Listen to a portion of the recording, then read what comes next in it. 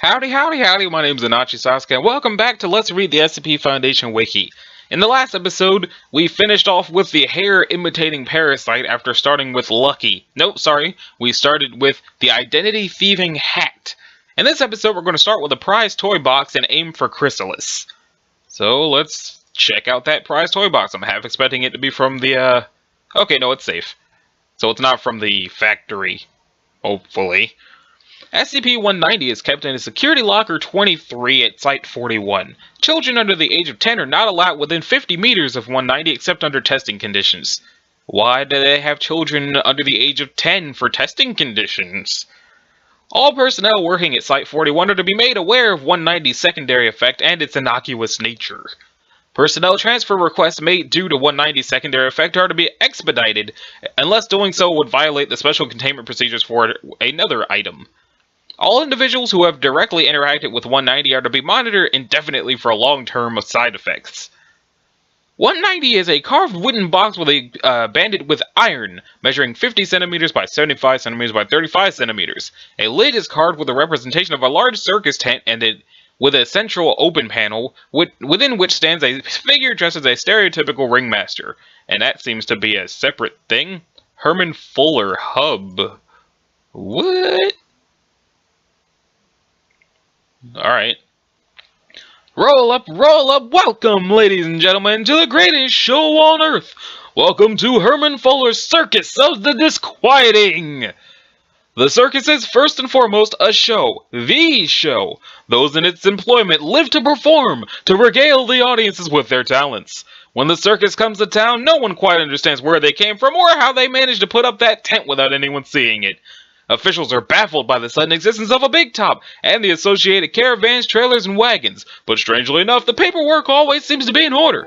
And of course, once they attend the show, they lose any misgivings they might have, because after all, it is the greatest show on Earth. The circus treats its performers, be they the tightrope walkers consisting only of legs, tentacled things that gibber and squeal, or clowns with the tears of 1,000 dead stars in their eyes, as valuable assets. The circus is a family, and family stays together. So come watch the show, come feel the magic. After all, what do you have to lose? Alright then, so, the carvings on the sides consist of assorted animals typically associated with circuses, including lions, tigers, bears, oh my, elephants, and horses. These carvings move at a maximum observed rate of approximately 5 millimeters per day, and time-lapse monitoring indicates that the depicted creatures appear to be acting in a non-violent play behaviors with each other. Seems kind of interesting. When an individual aged 10 or older opens the hinged lid, 190 contains 17 marbles of assorted size and color, 2 sticks of lightly used green sidewalk chalk, and a deck of bicycle brand playing cards. These objects can be manipulated within the confines of 190, but cannot be removed from it. Attempts to remove these objects encounter an otherwise undetectable impenetrable barrier, stretching across the opening to the box. Individuals aged 10 or older who interact with 190 or its contents typically report feelings of unease or discomfort until they cease interacting with them. When an individual under the age of 10 opens 190, it will contain 1 to 5 toys or games intended for use by children. Observed objects include stuffed animals, rubber balls, yo-yos, dolls, blocks, and simple board games. These objects can be freely removed from 190 by any prepubescent individual, although attempts by pubescent or post-pubescent encounter the same barrier described above. The objects typically possess a circus theme depicting classic circus animals, venues, performers, and design schemes containing red, gold, white stars, and or the initials HIF.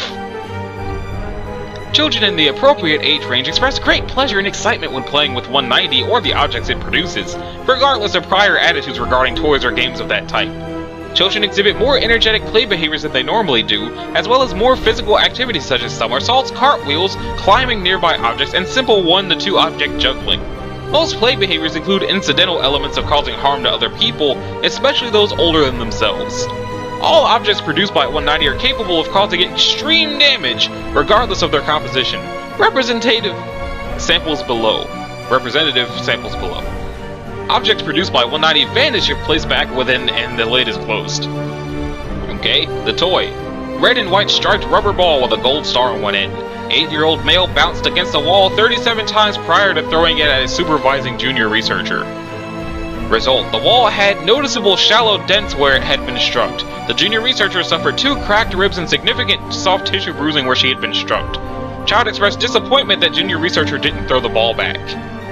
Stuffed elephant made of felt, measuring 35 centimeters in height, wearing a red and gold saddle with the initials HIF embroidered on the sides. 4-year-old female moved toy as if it were walking, child making trumpeting noises before it stepped on the foot of supervisory D-Class. D-Class's foot suffered multiple complex bone fractures and hemorrhaging consistent with a crush injury. Child chided D-Class for getting in the way of the toy. See the Big Top, a board game similar design to the 2004 edition of Candyland. 6-year-old male begged supervisory D-Class to play game until D-Class was ordered to do so by researchers. Child lost game and threw cards at D-Class in anger. D-Class suffered deep paper cuts to the face, hands, and forearms requiring multiple bandages. Child hugged D-Class after completion of game and asked if she would receive Batman adhesive bandages to make the boo-boos better. Tin container labeled Junior Clown Kit containing 30 grams of clown white grease paint, 2 red jumbo makeup pencils, 2 yellow and gold makeup pencils, and a small hand mirror. 7-year-old female decorated own face and that of supervisory D-Class. D-Class suffered mild chemical burns where makeup made contact with skin and developed persistent allergy to lanolin. Child was unharmed.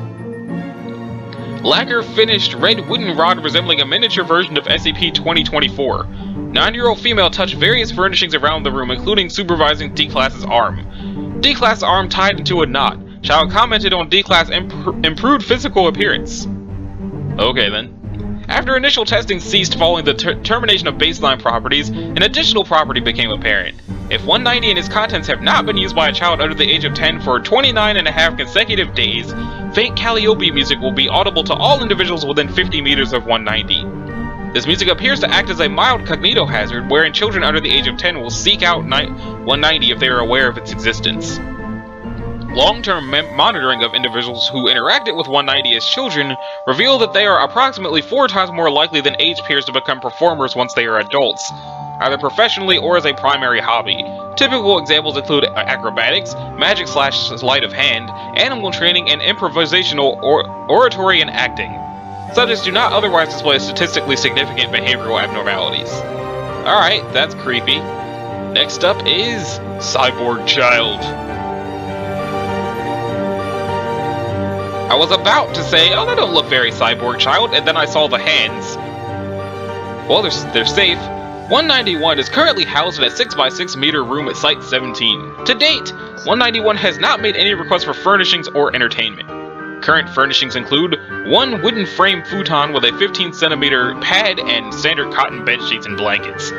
All sheets are to be sterilized each morning according to standard procedures. The futon pad itself will be replaced every 6 months and the old pad discarded through incineration. It's a bit much, but then again, termination. 1 standard 220 volt Type G power outlet with an emergency cutoff box, fuse, circuit breaker, and manual non-insulating guillotine, located outside the cell. 1 standard hazardous waste disposal unit, liquid and solid waste. All drainage tubes shall lead directly into an incinerator unit. 191 is to be dressed in loose, sleeveless garments made of 100% long staple cotton. Fresh clothing will be provided once daily with used garments sterilized according to standard procedures, so probably incinerated. Bathing is to be done once every evening in a wash tub filled with a solution of water and baking soda. Feeding, in the form of a sterile saline solution supplemented with vitamins, minerals, antibiotics, and a mild anesthetic, shall be carried out twice a day via injection into a metallic tube located in the base of the neck. Can we see that? We cannot see that. 191 is capable of limited self-care, including draining waste and recharging internal batteries. A log shall be kept of power consumption, and any unusual changes in power usage reported to supervising staff. Daily inspections for injury should be carried out after bathing. Should 191 require medical care, refer to document 191 Alpha, special medical needs, and 191 Alpha supplemental, repair of non-biological components, before administering care. At least 2 armed guards will be present in the room at any time that personnel have contact with 191, although a translucent screen may be utilized for privacy purposes. Standard anti-computer countermeasures are ineffective as 191's components have been hardened against electromagnetic pulse. EMP. I know it's actually EMP. 191 is a female human child, approximately blank years old. It is believed to have been a test subject of several experimental surgeries performed by the late Dr. Somebody. See below. Let's see. 80% of the left half of face and skull have been removed, with eye and ear replaced by a complex transceiver system that allows it to receive and transmit not only visual and auditory input, but a wider spectrum of electromagnetic radiation ranging from low-frequency radio to high-energy gamma rays. The lower jaw, teeth, and larynx have been removed and replaced with data expunged. The esophagus has been rerouted to an artificial orifice at the back of the neck, feeding tube, and the trachea rerouted directly to an air filtration device. Due to these alterations, 191 is incapable of speech, although it has been reported occasionally vocalizing distress through rapid respiration. Number 2. An input-output device has been placed into the right forearm, replacing the radius and ulna bones. The device contains interfaces for a variety of modern and obsolete formats, including USB, Ethernet, FireWire, and DIN 8-pin. I don't know what those last two are. As well as 7 other interfaces corresponding to no known formats. The device can be accessed by pulling back the skin over the right arm like a shirt sleeve. Ew. A 24-core processor array has been implanted in the brain, which translates input from all artificial components, essentially allowing 191 to read and write computer data without the use of an external interface. Internal communication is carried out through fiber optic cables implanted through the glial cells and the entire nervous system. Damage to the brainstem and cerebellum due to the implantation procedure has severely damaged 191's motor skills. The right hand and right foreleg have been replaced with artificial components, consisting primarily of steel, carbon fiber, and an unknown polymer-like substance. The exposed areas of tissue are susceptible to injury and infection. Due to damage to the spinal thalamic tract, 191 has reduced pain and temperature sensitivity in its limbs. Reconstructive surgery by Dr. Blank was able to provide some relief, but regular doses of antibiotics and analgesics are still required. 5. Data expunged. The lungs, heart, and major blood vessels have been replaced with mechanical analogs. It has been determined that this system would allow 191's bodily systems to be restarted after death, and may have actually data expunged. Probably may actually have been done before. The digestive system has been completely reconfigured to the point where regular food intake is both unnecessary and dangerous. Waste is now disposed of via a drainage system located in the lower back and consists of a thick, dark gray, viscous slime consisting primarily of data expunged. The reproductive organs, uterus, ovaries, etc., have been removed and replaced with data expunged. According to Blank's notes, this was done to provide extra space by removing non-vital components. Hormone therapy has been proposed to counteract the long-term effects of the missing glands. This proposal is under review pending analysis of possible complications due to data expunged. Data expunged! At least 15 other alterations of unknown purpose. Given this fact and the haphazard integration of the useful components, it is believed that they were performed merely to test the viability of such procedures on other subjects. Investigations are underway as to whether Dr. Blank was planning to data expunged. At present, any theories as to the purpose behind these alterations are speculative at best, as Dr. Blank died during the raid in which 191 was recovered. See notes below. And the only surviving records of his research are a single half-burnt spiral notebook consisting of mostly cryptic notes regarding a higher purpose. History. 191 was recovered by Foundation agents during a brief collaborative effort with the Global Occult Coalition, in which a raid was conducted on the laboratory of Dr. Blank, a suspected member of Blank Blank. 191 was the only test subject recovered from the laboratory. All other test subjects expired during the raid, either disposed of by the doctor or eliminated as hostiles by the task force. Preliminary assessment concluded that full reconstruction was impossible, that the components introduced were too technologically advanced to risk becoming widely known, and that it could be a source of valuable data regarding data expunged if kept alive. Subject was classified 191 and moved to Site Blank on blank blank blank. Its disappearance and those of the other test subjects was later blamed on a local serial killer who was arranged to be killed in prison while awaiting trial. Addendum 191. Testing of the 191's abilities has commenced. I'll just click that open. Psychological analysis by Dr. Glass. SCP-191 has responded fairly well to containment. It is completely docile and cooperative, and when not being interacted with, it spends most of its time sitting still or curled up in a fetal position. This may be a sign of distress, but it is more likely for physical comfort, as normal body movements and postures are difficult. Mental acuity is questionable. Although capable of rapid data analysis and communications when physically linked to a computer system, it seems unable to follow conversations with human beings unless the conversant speaks slowly and uses simple words. Complex tasks are also impossible unless it is guided at every step.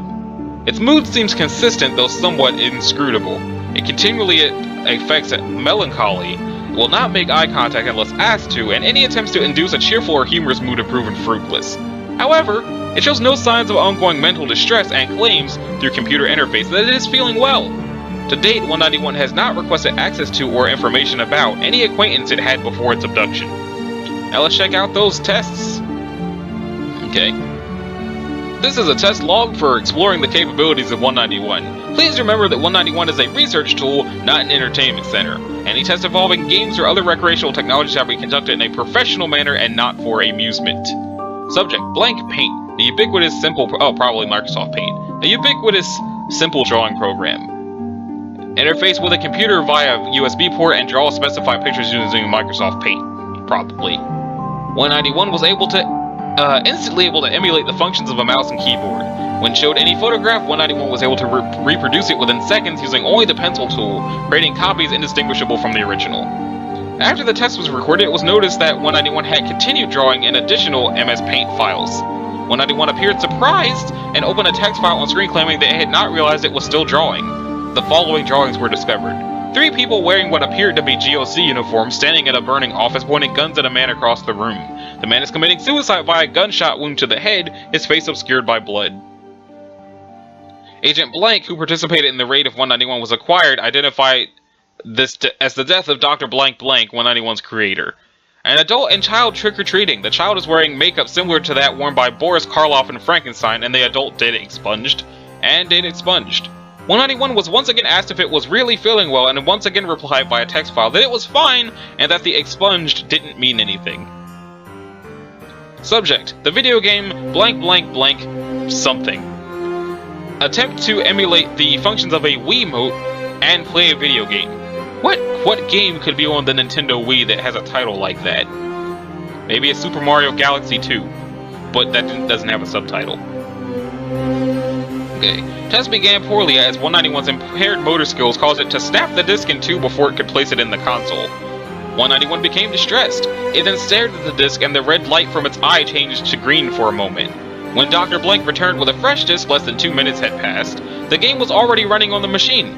Dr. Blank inquired as to how that had happened and a message appeared on the screen saying, "I looked at the ones and the zeros and I loaded those in. I'm sorry, I know I'm not supposed to do it this way, but I didn't want you to waste a disc. Please don't be angry." 191 still seemed fearful of reprimand even after being assured that it was doing it excellently. 191 made a perfect run-through of the game despite the fact that it did not make any physical movement consistent with the Wii controls. Blank blank blank. A well-known video effects program. A 40-second video file from a security camera located in the employee cafeteria. Instructions. Perform a series of video enhancement techniques used by forensic detectives on popular television drama CSI. Techniques that cannot actually be done in reality. Zoom and enhance. 191 was instructed to zoom in on the window over the parking lot and render the license plates on the cars, which were illegible from this distance. The actual license plate had been photographed for reference. Uncrop. 191 was asked to shrink the video by 100 pixels on every side and fill in the blank space with what it believed the rest of the cafeteria looked like. Again, data that was not actually available in the video. Rotate camera. 191 was informed of the exact location and angle of the other security camera in the cafeteria and asked to render the scene as viewed from that angle, filling in the parts of the current camera that the current camera did not see. The actual footage from the second camera was requisitioned and held for reference. Result: 191 could not understand the instructions at first. Doctor had to provide a lengthy explanation and then stand behind 191 and give it instructions one step at a time. It was several minutes before the test could even begin. However, once 191 actually got started, the videos and frames were finished in less than 7 minutes, of which at least 3 were spent watching the rendering progress bar. Zoom and enhance test. 191 successfully rendered close-ups of the license plate complete with photorealistic scratches and dents. However, the plates were not found to match the license plate on the vehicles. 191 typed, "The data wasn't there, so I had to guess." The actual license plates were blah blah blah blah blah blah blah. The license plate generated by 191 were I am 191, 190M is a 600 DMA, and CHI 930. Okay then. Uncrop test. 191 expanded the video canvas and filling in what was in the blank space, rendering the extra image seamlessly. It did not match the actual cafeteria, but once again the data was not in the video file and 191 had been forced to guess. Rotate camera test. The generated video matched the angle of the second camera perfectly, and almost everything visible from the angle of C1 matched the scene in C2 very closely. As before, places not visible were very different. One table only visible in C2 that had been seating Redacted was now in the generated video, seeing Dr. Blank and Agent Blank, the attending doctor and agent supervising 191, eating lunch and talking. A lib reader was brought in to decipher what the doctor and the agent were saying in the simulated video. Data expunged. The real Dr. Blank became uncomfortable upon learning what 191 had depicted her saying to Agent Blank. The real Agent Blank declined to comment. Although there were many visual differences between the original videos and 191's copies, many on-site personnel were unable to determine which ones were the forgeries. Okay. But the cyborg child doesn't sound all that bad. Now let's see how the flawless X-ray machine, which is safe, somehow. Containment procedures have been updated as per successful move operation 192M14716072220 from site blank A. See addendum 192MD for historical information. Special containment procedures. 191 is safely contained within 192F. 192F is located in 924, a standard Foundation grade R secure room for radioactive objects in site 125A's north wing. Room 924 must always have at least 4 functioning Geiger counters. An inspection of room 924's radiation proofing and the Geiger counters must be carried out fortnightly, every 2 weeks. The housing for 192 must not be breached under any circumstances. Removal of any section of external casing of 192F must only be carried out during scheduled weekly maintenance by Level 2 staff under the supervision of a Level 3 assigned to this floor. Any breaches in the casing of 192F must be reported to Site 125A Facilities Management. Any breaches in the housing of 192 must be treated as a radioactive object containment breach as defined by Foundation and Site 125A guidelines, and a full evacuation of North Wing will be carried out by all staff. Please see document 192CU for cleanup and recontainment instructions based on current object analysis. Access to the room containing 192F for testing purposes can be granted by written request to the Site 125A administrative staff, but will require the approval of at least one Level 3 assigned to the 9th floor. This member of staff must be present for all testing. So it looks like these are archive containment procedures, which I can only assume is no longer important. So, it is to be maintained and locked down at its current location at Blank Hospital, United Kingdom. The room containing 192 is to remain locked with the key in possession of Dr. Somebody. Anyone wishing to conduct experiments with 192 must have permission from the relevant Level 3 personnel assigned to this object. The hospital wing that houses 192 is to remain closed pending engineering work to stabilize the hospital buildings. The housing for 192 must not be breached under any circumstances and must be checked on a weekly basis. Okay. 192 is a vacuum X-ray tube that forms the primary component of a diagnostic X-ray machine manufactured by blank on blank blank 2000 something, with diagnostic use commencing on blank blank 2000 something. This machine was designated 192-1. When an image is produced by a machine with 192 inside, the area examined on the subject will be modified by an unknown means to match the image eventually produced. This has the effect of introducing or removing injuries or disease from the subject in accordance with the image. 192 emits a high quantity of alpha and beta radiation, exceeding recommended annual dose limits for Foundation personnel within 1 minute of constant exposure. Dang. These emissions are present even when 192 is not being used and disconnected from any sort of power or supply. This is believed to be due to the materials used in the construction of 192's cathode based on current working theories. Maintenance update. Containment of 192 by 192-1 has shown to not be complete. Imperfections in the manufacturing process combined with initial testing conducted by Site Blank A have weakened 192-1's casing. A request for relocation of 192 and a reevaluation has been submitted to Regional Command. Site update, blank 5th, 2014. 192M14716072220 was successfully carried out on blank 5, 2014. All Foundation staff at Site Blank A have been transferred to Site 125A and Site Blank A has been decommissioned. 192F, a Foundation-constructed replica of 192-1, was constructed at Data Redacted and installed at Site 125A prior to the move operation.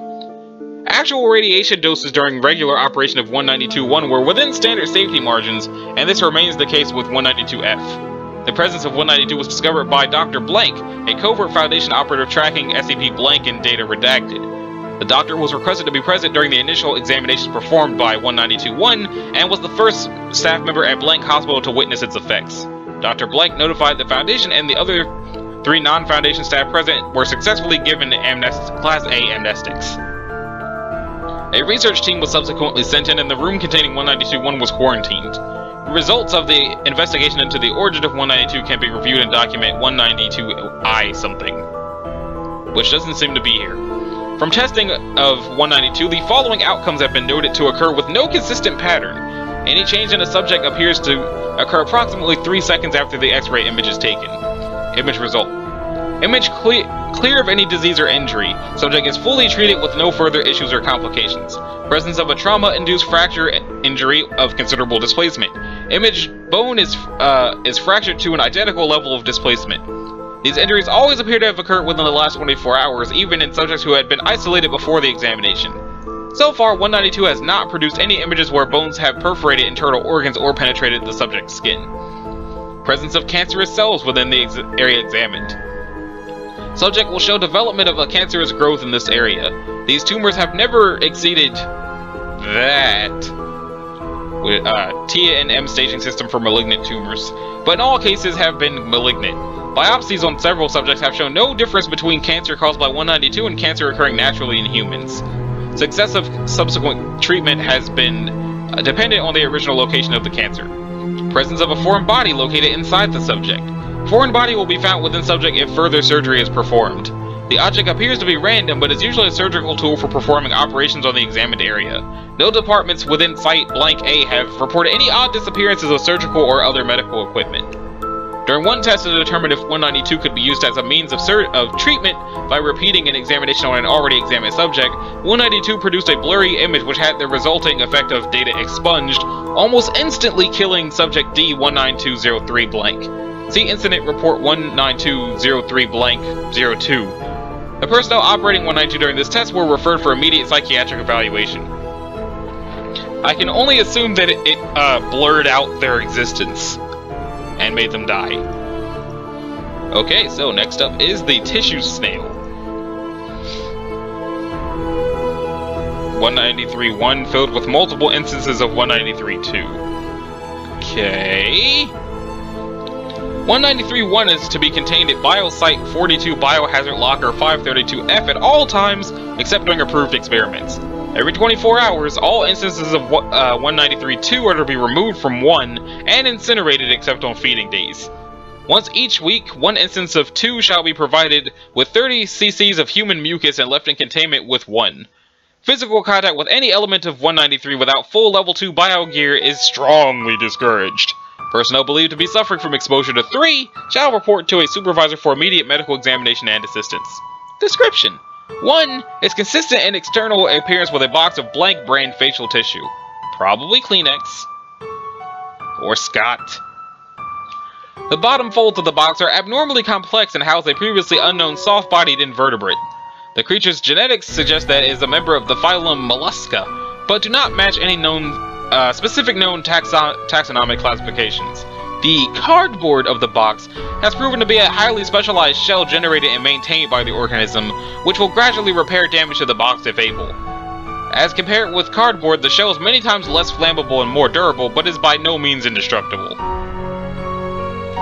1 continuously sheds thin segments of its body, instances of 2, at a rate of up to 5 segments per 24 hours, depending on available nutrients and remaining space inside the shell.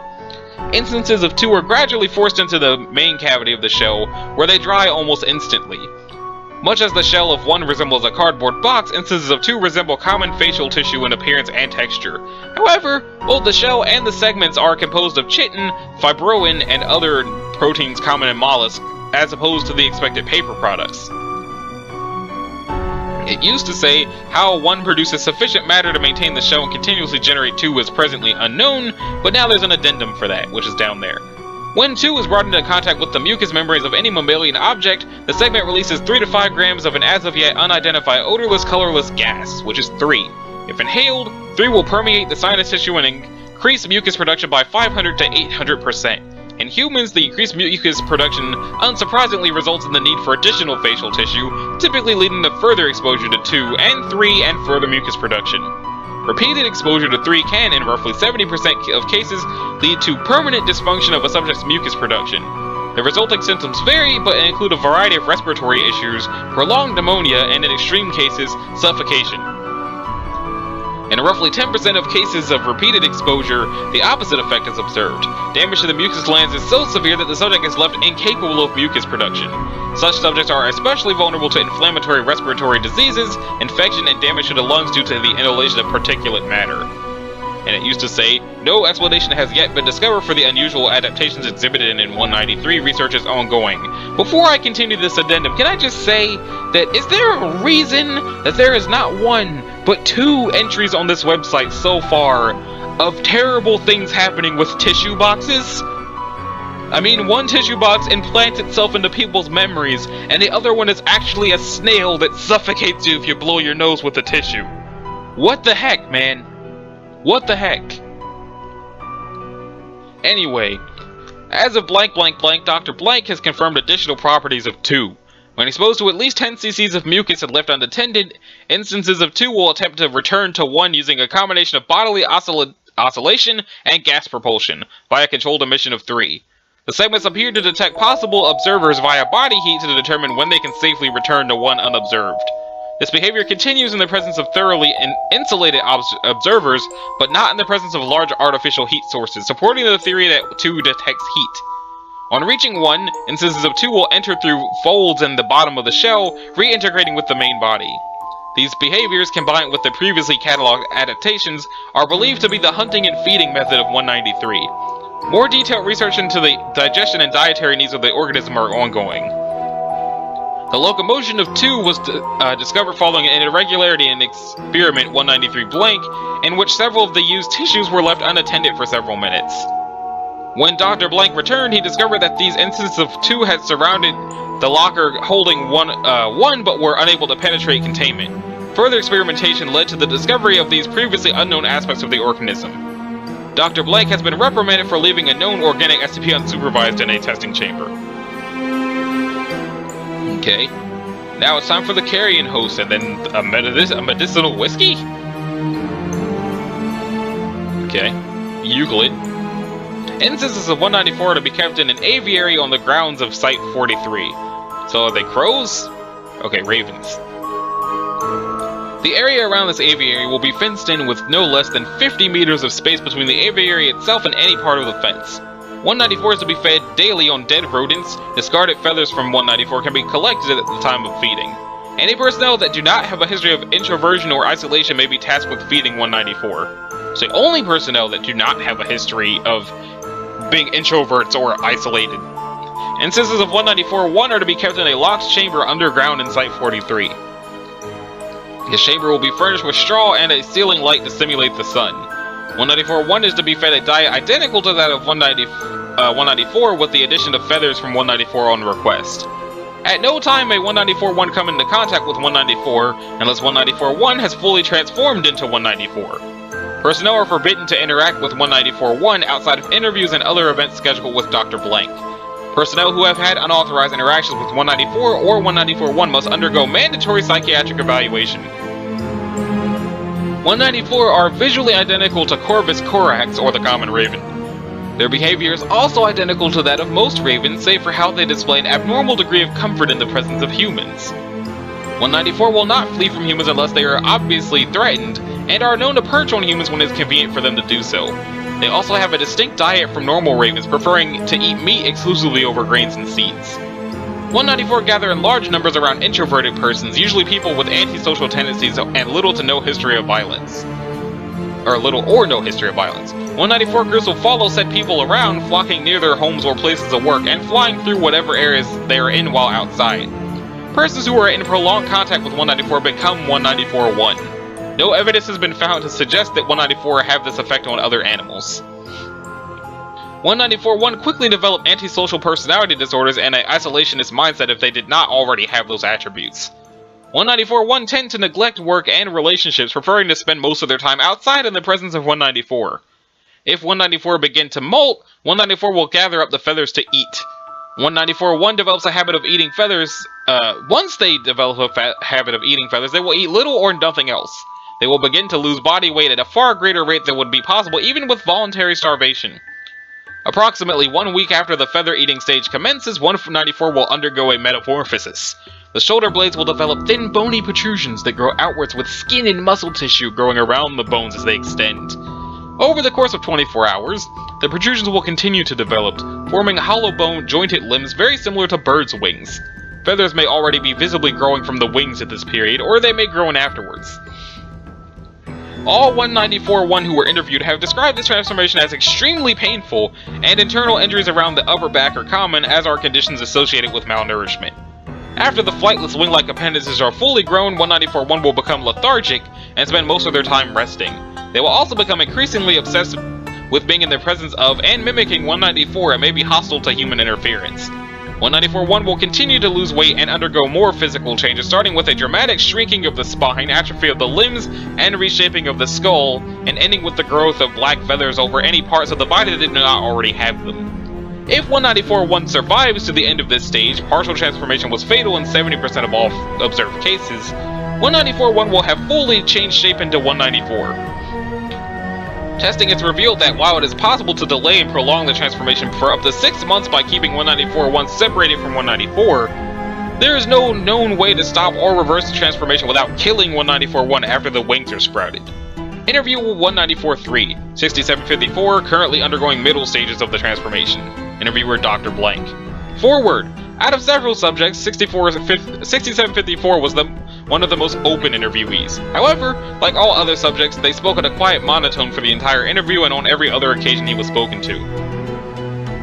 Good morning. Morning. Today I'd like to talk to you about 194. That's not what they're called.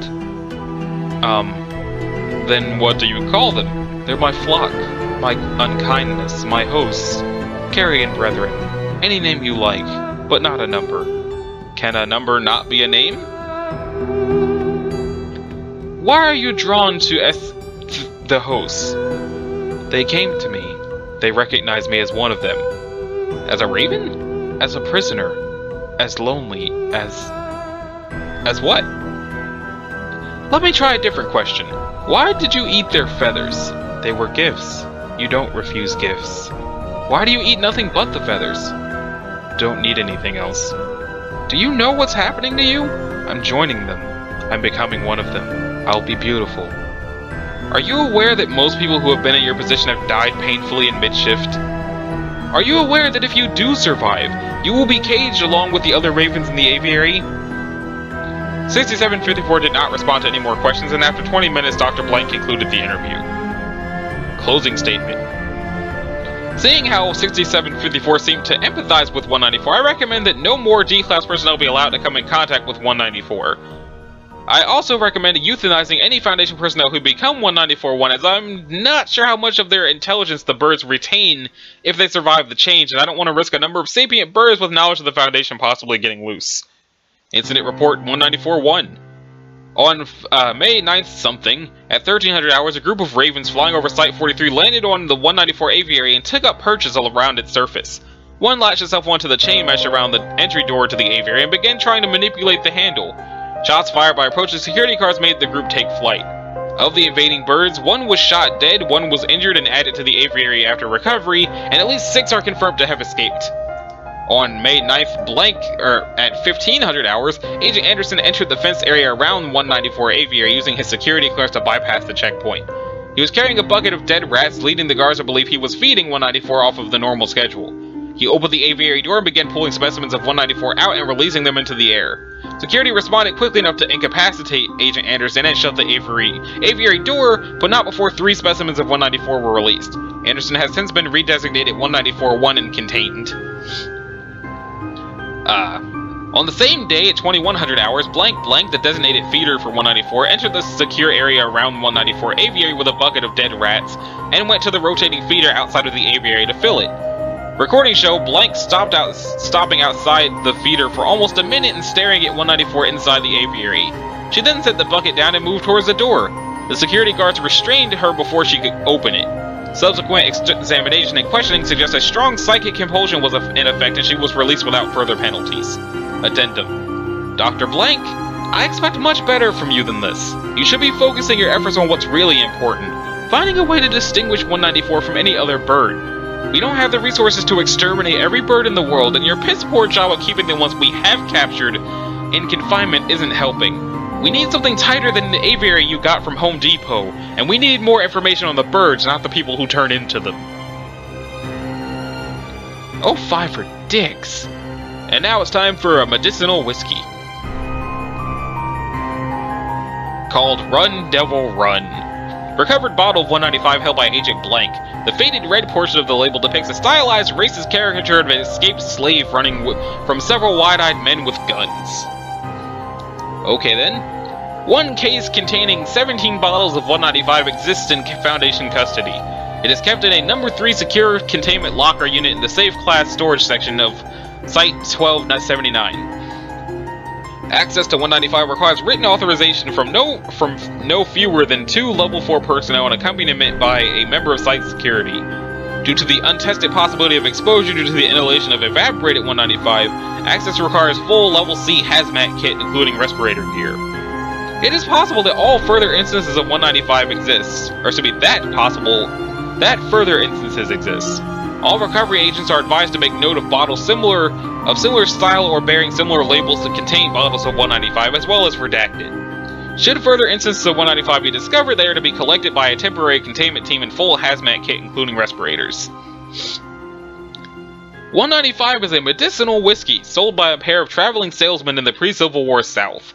Various historical sources agree that the whiskey was targeted primarily to the slave catchers of that area, and was advertised as having mind-enhancing properties. These sources agree that the salesmen were often driven out of town when the side effects of their concoction were discovered, and were hanged for their devilish ways, on at least 2 occasions. When a subject consumes any quantity of 195, they will initially react in a manner consistent with the consumption of an equal quantity of gut-rot whiskey or moonshine. Within a short span of time frame varies by subject, they begin to experience heightened awareness and increased sensory input, taste, touch, smell, etc. This effect of the whiskey was advertised by its salesman and was the reason for its target audience. With this heightened sensory capability, however, comes a general decrease in impulse control and frightened fight-or-flight response, which has, in testing, been shown to lead to markedly increased levels of violent behavior. This response is theorized to explain the brutality shown by data expunged. D-class persons under the effect of 195 were capable of and willing to enjoy the violence of the act. Maybe it was and willing to, what could that possibly have been to expunge it in such a way that the ing is still there? D 183578 first degree murder rape terminated expressed a desire to rip the blank's head off with my teeth. Further testing on the capacities of 195 is deemed unnecessary. Late research assistant Renfield has been posthumously awarded a Foundation citation for a performance above and beyond the requirements of duty. After the whiskey's effects wear off, the test subjects will generally return to normal with the exception of those who data expunged. Within a month, however, all subjects will experience a generalized feeling of ennui coupled with fatigue. MRI scans at this stage show a development of ulcer-like wounds in the stomach and lungs. These continue to spread indefinitely until the death of the subject. Additionally, the subject's skin and muscle structure begin to degrade, particularly around the points of stress or motion. This degradation also continues indefinitely until the death of the subject. 195 was discovered by the blank-year-old son of a historian in Blank, Alabama in the late 2000-something. Mr. Blank's arrest and sentencing for the murder of Redacted was an item of minor interest in local news of the area. The Foundation became interested in Mr. Blank's case when he was admitted to a hospital, at which point the unusual degradation of his skin and organs was noted by Foundation informers in the medical community, and traced back to an antebellum home where he had assisted his father in cataloging various items of historical interest. A Foundation team was dispatched to the home and located an open case containing blank bottles of 195. Historical sources' description of the salesman seemed to agree that one man was blonde and unusually tall while the other had dark hair and walked with a stoop. Both men had strange bright eyes and were matching blank. Redacted matched current fact expunged, remain uncaptured. All personnel were reminded that the capture data expunged. Vol 6 priority. Seriously, who wrote this article and why do they lack the ability to put data expunged in the right freaking spot? It sounds like they're saying this has something to do with the factory. So it's possible that these guys were giving whiskey from the factory. Probably. But who writes like this? Even for the SCP Wiki. Who does that? Okay, so now it's time for a time paradox. Which is Euclid / Keter.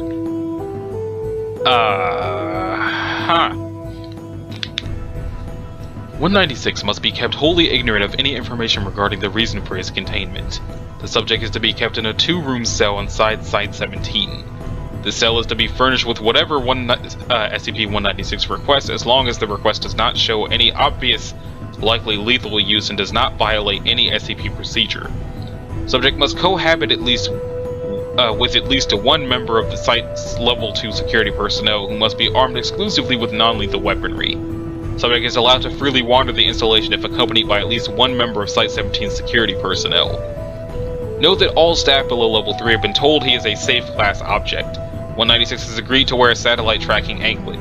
Subject was told that removal of this anklet would result in his death, but this is not actually the case. 196 shows no extraordinary physical ability, thus probability of escape is negligible. SCP-196 appears to be a middle-aged male, under 2 meters tall, of African-American descent. He claims to be 47 years old. Subject has black hair and brown eyes. There is no abnormal physical characteristic. Subject displays all basic needs of a normal human being. Subject has tested with an IQ of 109, well within normal parameters. Subject's psychological examination indicated that he suffers from institutionalization and Stockholm Syndrome in relation to the Foundation's security staff. 196 demonstrates no Euclid type or other abnormal abilities. Note: I've run the full battery of tests and the exam says the guy is normal. Addendum 19601. Those with level 4 security clearance should see document 196-1 for information regarding 196 origin and subsequent Keter classification. Okay then. 196 appeared at blank blank blank on blank blank 2000 something inside site blank. 196 claimed he was recruited in blank of 2000 blank through standard Class D recruitment procedures for testing of SCP blank. Subject also claims that his younger self is currently living in another location in blank blank. Genetic identification checks confirm that 196 has encountered Foundation security personnel in the past, in an incident at Site-17 on blank blank 1960 something. During that incident, 196 was far older and was killed by the SCP personnel during an attempted break-in at that facility. 196 was at the time not known to the Foundation as anything other than a lone human assailant. However, he was found to be carrying SCP blank and several purely mundane weapons. While a Euclid class event of this nature would normally result in an individual being terminated to prevent any potential for a catastrophic paradox, 196's future self is already dead. This means that if he were permitted to die, a catastrophic paradox could occur, damaging or destroying this continuity. 196 must be kept alive until he decides to and successfully manages to escape of his own accord, and somehow travels back to experience his own death while carrying SCP blank. Note that because of the potential for paradox, 196 must be kept far away from his younger double in blank blank. Additionally, a covert observation team must be permanently attached to his younger self to protect his life. This dedicated security force should otherwise not intervene. Failure to permit the timeline from unfolding naturally could result in damaging or destroying this continuity. For these reasons, 196, despite being otherwise mundane, must be carefully monitored and has been classified as a Euclid Keter class object. Well, dang. I wonder if he time traveled because of whatever that SCP was. And now it's time for the greenhouse, which sounds really, really ominous. But it's safe. It used to say, 197 is maintained on site by local research team Beta 5 Green Thumbs. Plants may not be removed from 197 without permission from the plant. What?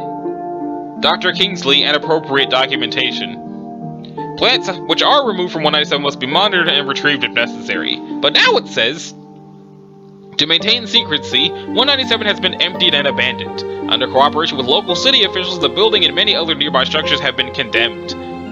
On-site security are to check the premises on a weekly basis to physically remove any plant material. The use of fire is not recommended unless it is necessary to facilitate the total removal of any vegetation found within 197. Herbicides are to be applied on a monthly basis to discourage any future attempted growth. Okay then. 197 is a plant nursery and greenhouse located at blank to blank blank blank blank. Currently, the site is abandoned, although previous containment procedures were to maintain this location as a nursery. Most of the anomalous properties of 197 are located within the glass structure of the greenhouse, although research conducted at the time of the site's abandonment suggests that 197 has a wide sympathetic influence on the surrounding area, which has displayed a level of deterioration equal to 197 itself.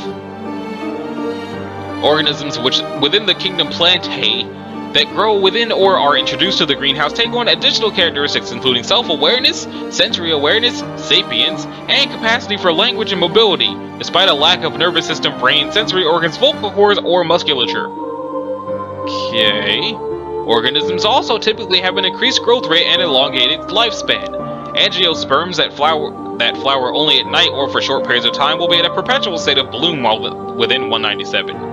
Organisms removed from 197 cease to display anomalous properties but will retain their hardiness and overall health. Organisms which lose their sapience upon removal from 197 will regain it upon reintroduction with no change in personality.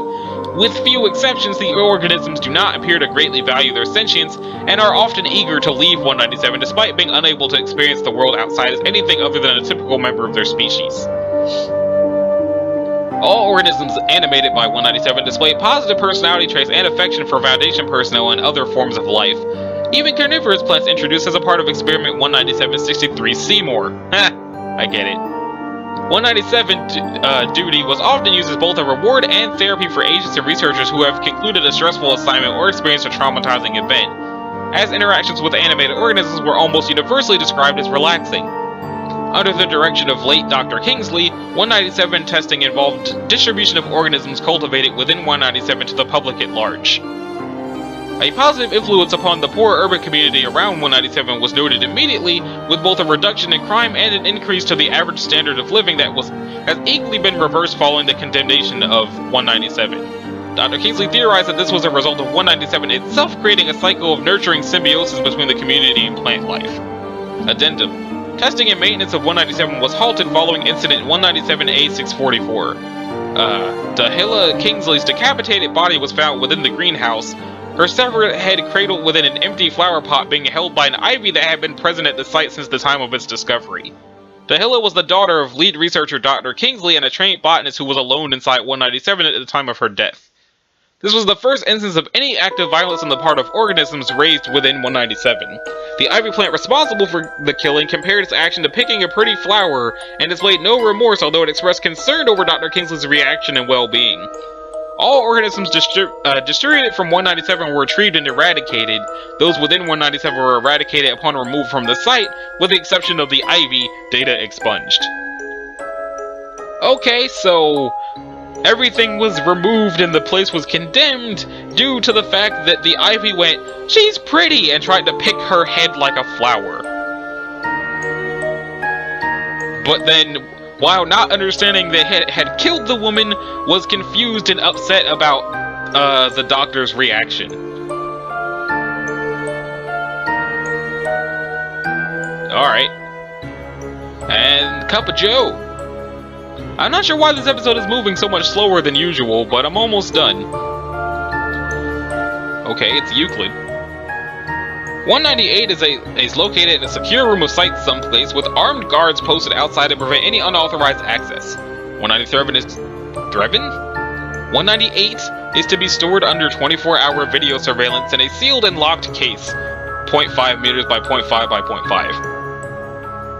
The key kept in a secured location accessible only to those personnel with level 3 clearance and above. Under no circumstances are any Foundation personnel to handle 198. All handling of 198 is to be done via remote robotic means or by D-Class test subjects only. In light of Incident 198A and Incident 198B, Object Class has been elevated to Euclid and Containment Protocol 198 has been established. 198's case must now be kept on a digital scale attached to an alarm system with redundant backups for power in its secure room. Any deviations in weight will indicate a breach, and site supervisors must immediately enact Containment Protocol 188 detailed below. Okie dokie then. 198 has taken numerous forms since coming into Foundation's possessions in 19-something. Since acquisition, 198 has been observed to have had dozens of different forms, including a styrofoam cup, blank brand glass beer bottle, blank and blank brand aluminum soda cans, so probably Pepsi and Coca-Cola, An oversized shot glass that read 1 tequila, 2 tequila, T tequila, 1 tequila, 2 tequila, 3 tequila floor. A plastic water bottle with a blank label partially peeled off and data expunged. I wonder what that last thing could have been. These forms always appear partially filled with the expected liquid a vessel of that type would contain. Currently, 198 appears as an ordinary white porcelain coffee mug. Sorry. With blue vertical stripes evenly spaced around its exterior. There are no visible manufacture markings or otherwise remarkable details about its appearance in its current form. The object has resisted all attempts at destruction or sampling for further analysis. When inactive, 188 can hold the expected 240 milliliters of liquid that any standard coffee mug would hold. Anomalous behavior does not manifest until a live human being grasps 198 to hold it. Approximately 2 to 5 seconds after it's held, it will instantly bond itself through unknown albeit painful means to the handler's hands or hands.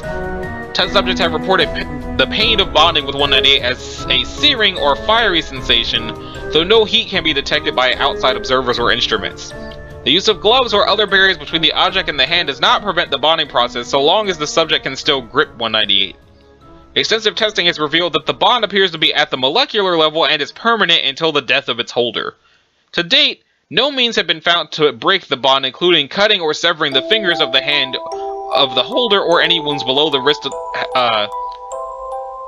as any wounds below the wrist of the test subject heal instantaneously.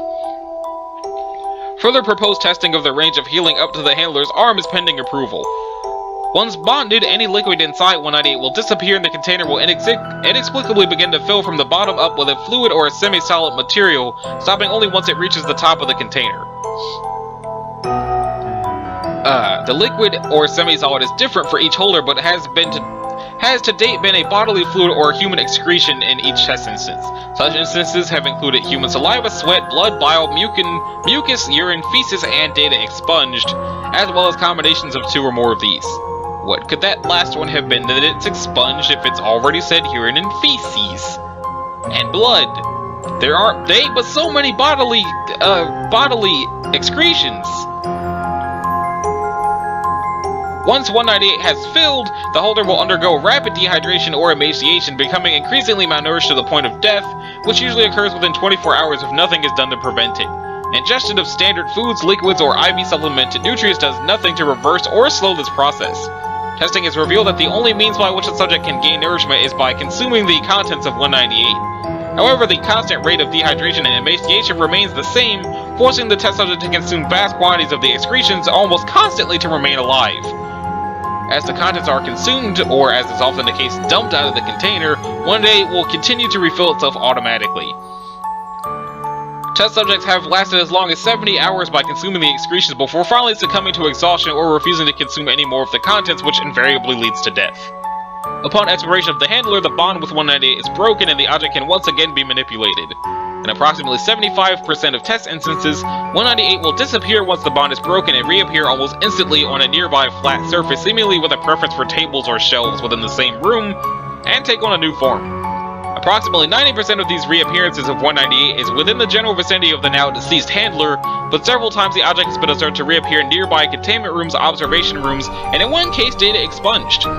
Due to the catastrophic nature of that incident, extreme care is to be taken when in proximity to 198's containment or testing room. Foundation personnel are urged not to bring with them any beverages or containers within 100 meters of 198's containment room, even when the object is not actively being researched. 198 was acquired by the Foundation from an underground bunker in Blank, Germany, after the bunker's accidental discovery by construction workers. Reports of strange activity and deaths among the construction company regarding this bunker brought the object to Foundation attention. Agent Blank, upon responding to the location, discovered several deceased and grossly emaciated corpses, both recent and some quite old. Unaware of the nature of their deaths or the SCP in question, Agent Blank sealed off the area and awaited backup. It was then that the nature of the SCP object revealed itself as the agent mistakenly grabbed what appeared to be an unopened bottle of water from a table at the construction site. Backup arrived to find an extremely agitated agent vomiting and struggling to remove his hand from a cup of fresh data expunged. Agent later self-terminated during location cleanup.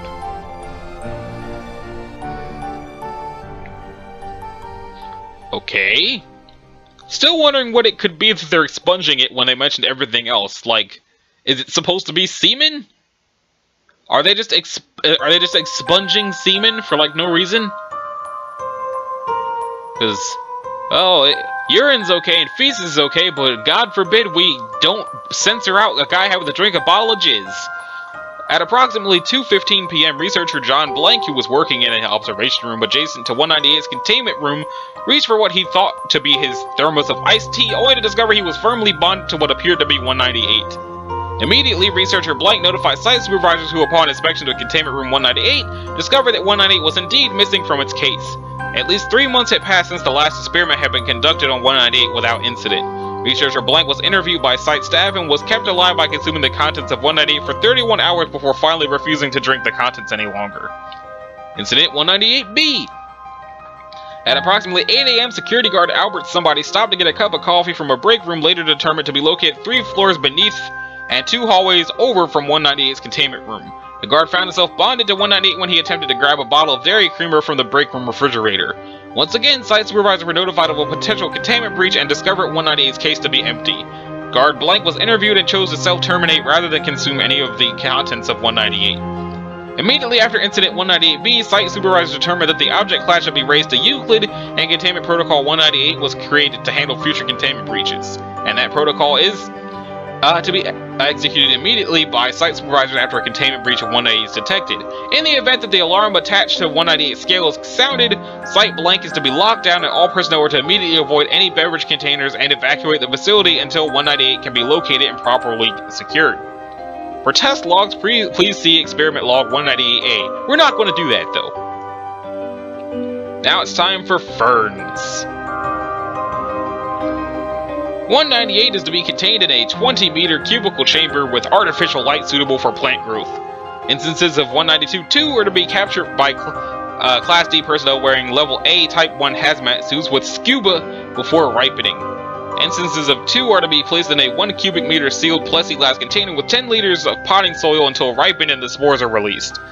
Once spores are released, the plexiglass container is to be vented with the resultant slime either harvested or neutralized.